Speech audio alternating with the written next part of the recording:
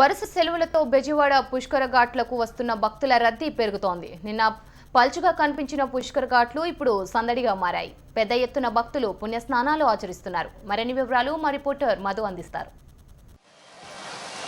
కృష్ణా పుష్కరాలకు సంబంధించి ఈరోజు రెండో రోజు జరుగుతోంది. ఈరోజు ఉదయం నుంచి కూడా పెద్ద సంఖ్యలో భక్తులు పోటెత్తారు. ప్రస్తుతం మనం కృష్ణానదిలో ఉండి ఆ పుష్కర ఘాట్ల దగ్గర ఉన్న పరిస్థితిని మనం ఒకసారి పరిశీలిద్దాం.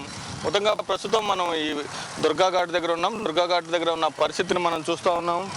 నిన్నటితో పోలిస్తే నిన్న మొదటి రోజు కాబట్టి కొంత నిన్న శ్రావణ శుక్రవారం కూడా అయిన నేపథ్యంలో చాలామంది వరలక్ష్మి వ్రతం చేస్తూ ఉంటారు. ఈ నేపథ్యంలో చాలామంది భక్తులు అక్కడికి రాకపోవడంతో నిన్నంతా కూడా చాలా పల్చగా కనిపించింది. కానీ ఈరోజు శనివారం, రేపు ఆదివారం, ఎల్లుండి మళ్ళీ ఆగస్టు 15 సెలవు రోజులు, వరుసగా సెలవు రోజులు కావడంతో భక్తులు పోటెత్తారు. ఈరోజు ఉదయం నుంచి కూడా పెద్ద స్థాయిలో భక్తులంతా ఇక్కడికి రావడాన్ని మనం చూడొచ్చు. మొత్తంగా ఈ దుర్గా ఘాటు మొత్తం భక్తులతో నిండిపోయిందని చెప్పుకోవచ్చు. అలాగే మొత్తం 7 ప్రధాన ఘాట్ల వద్ద కూడా భక్తులు పెద్ద సంఖ్యలో ఇక్కడికి వచ్చి పుణ్యస్నానాలు ఆచరిస్తూ ఉన్నారు. కొంతమంది తమ చనిపోయిన పెద్దలకు పిండ ప్రదానాలు కూడా ఇక్కడ పెడతా ఉన్నారు. దీంతో ఈరోజు ఉదయం నుంచి కూడా ఇక్కడ పెద్ద ఎత్తున జనం వస్తున్నారు. మనకు అది కనిపిస్తూ ఉంది.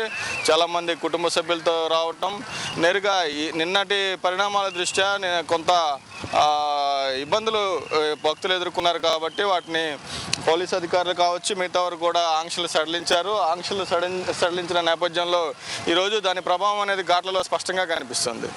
నిన్న దుర్గా ఘాట్ వద్ద భక్తుల్ని అనుమతించకపోవడంతో ఇదంతా ఖాళీగా ఉంది. కానీ ఈరోజు చూస్తే పూర్తిగా ఇదంతా కూడా నిండిపోయిన పరిస్థితి కనిపిస్తుంది. ఇంకా కూడా జనం పెద్ద సంఖ్యలో వస్తూనే ఉన్నారు. ఈరోజు సాయంత్రానికి సంఖ్య మరింత పెరిగే అవకాశం ఉంది. రేపు ఎల్లుండి కూడా పూర్తి స్థాయిలో ఇక్కడ క్రికెట్లు ఆడే అవకాశం కనిపిస్తుంది.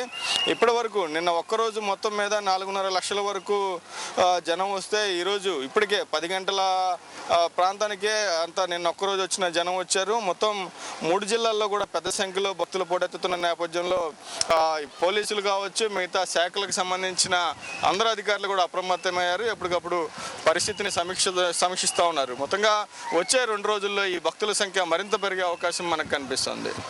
కెమెరా పర్సన్ కిరణ్తో మధు, HMTV, విజయవాడ నుంచి. అమరావతి పుష్కర ఘాట్ల